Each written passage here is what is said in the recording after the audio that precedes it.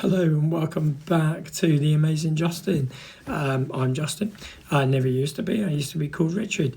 And if you have got my book or not got my book, there is my book. And we're going through chapters. I've already done chapters 1, 2 and 3. We're now moving on to chapter 4. And this chapter is called New Horizons, My Twenties. So back then my life was messy, chaotic and full of doors opening I wasn't ready to walk through. It began when I was working behind the bar at the Kensington Arms in Brighton, North Lanes. On the surface it was just pub life, laughter, loud music, drinking, late nights. However, behind it all, I started to hear people talking about drugs, coke, ecstasy, acid and weed. They sounded dangerous, forbidden but also exciting. At that point in my life, money was always tight. Gambling had already started draining what little I had. So even if I'd wanted to experiment, I couldn't really afford to. Then one Friday night changed everything. I was struck down with the worst flu I'd ever had. I felt awful, aching, feverish, barely standing. In the middle of my shift, a man at the bar leaned in and asked if I wanted something to get rid of it. He showed me this white pill. £10, half now, half later. Normally I would have said no, but I was desperate, exhausted and not thinking clearly. I gave him my last tenner, broke the pill in half and swallowed it. At first nothing happened. I stood there, staring at a toasted cheese and ham sandwich that the landlady had made me, not even sure whether I was hungry. I still felt rough, so I asked my boss if I could go home, but there was no cover. I had to stay. I then ate the rest of the sandwich, took the second half of the pill, and within a few minutes, everything changed. The flu vanished completely. Energy flooded my body. I felt euphoric, unstoppable. I wasn't just working behind the bar, I was flying around it, laughing, moving faster than ever, full of joy and excitement. By closing time, I'd cleaned and packed up in record speed. I bounced straight into the night, hit the clubs, danced until 3 a.m, drinking only water but feeling higher than ever. I remember walking home, waving at the cars, lifting my arms to the sky, convinced the stars were smiling back at me. That high lasted 3 days. When I returned to work, my boss wasn't impressed. Drugs on shift, even legal highs were forbidden. I was warned, but let off. I promised not to do it again, and mostly I didn't. Pills were expensive anyway. One was enough to keep it buzzing for a full day and night. But the door had been opened. Curiosity crept in, weed came next. Cheap, easy, forgiven. It made me laugh, mellowed me out, and pulled me into a new crowd. Then I discovered speed, which is like amphetamine. It was affordable, powerful and dangerous. It fueled nights of endless energy, cranked up my sex drive and made me restless and hungry for more. At the time I wasn't thinking about consequences. I was 19. My body eventually paid the price. Stomach problems, damaged my teeth and years later irritable bowel syndrome. At the time none of that mattered. With drugs came the wrong people. One of them was a flatmate in Brighton who talked big money, connections, success, but it was all smoke and mirrors. One day he suggested a drive to London. We argued on the way and suddenly he dumped me out of the car in Earl's Court and drove off. I didn't know then that the car was stolen or that Earl's Court was a red light district.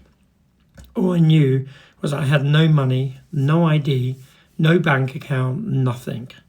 That night could have ended very differently. Instead, I met a man who offered me a roof over my head. Yes, there was sex on a waterbed, but more importantly, there was shelter. He kept me safe for a few days until it was clear I needed to find my own way. Through him, I was introduced to another man who owned a house with rooms to rent. Housing benefit would cover it, but there was an unspoken deal. Sex, some money up front and repayment later.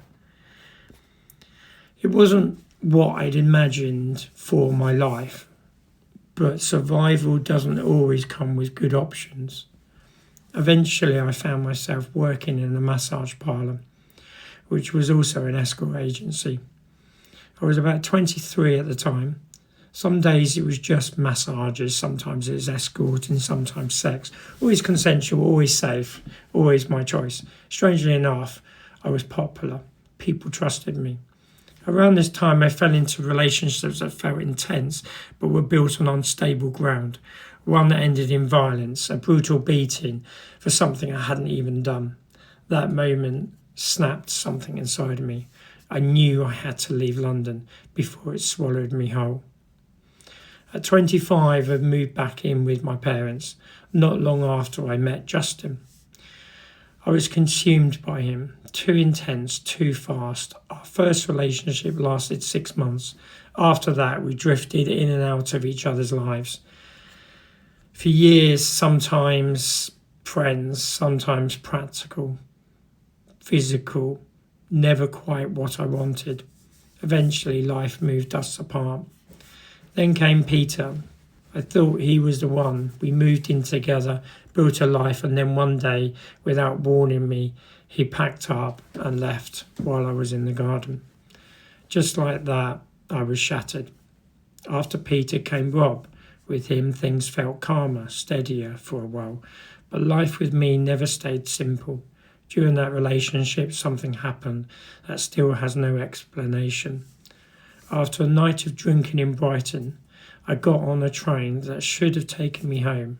I remember sitting on the train and then falling asleep.